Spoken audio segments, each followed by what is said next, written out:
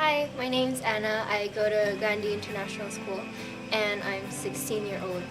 Hi, I'm Kelvin. I'm 16 and I go to Sekolah Pelita Harapan.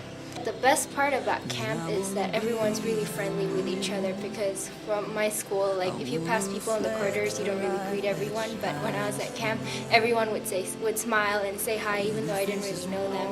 When I went to Ruff Camp, not only was it filled with fun games, but each night had an altar call where I saw waves of teenagers just come up to the front, in front of the stage, drop on their knees and pray.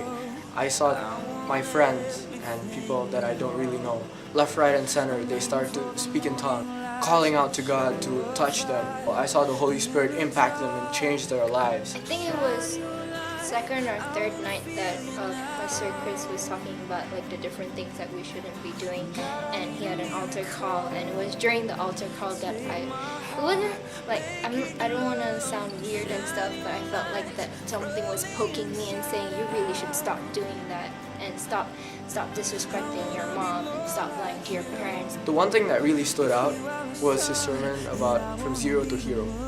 How God didn't pick the cream of the crop, the best of the people to be his disciples.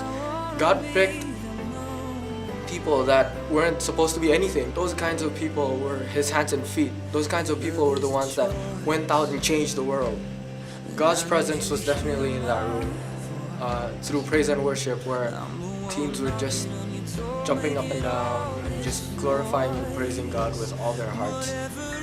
That's not something we see every day. Everyone just became more passionate. Before that, the kids in my room weren't so Christian-y. We didn't talk about God. When we came together and talked, it was usually about girls and this good place in Senayan with good ribs. And suddenly, this bunch of teenagers just started talking about God, how they were changed, how the Holy Spirit touched them. After Pastor Chris's sermons, I realized that I've been really lazy and I really shouldn't be doing that. So I'm trying really hard to do my work on time and to stop procrastinating on everything because it's not doing any good. It definitely changed a lot of people.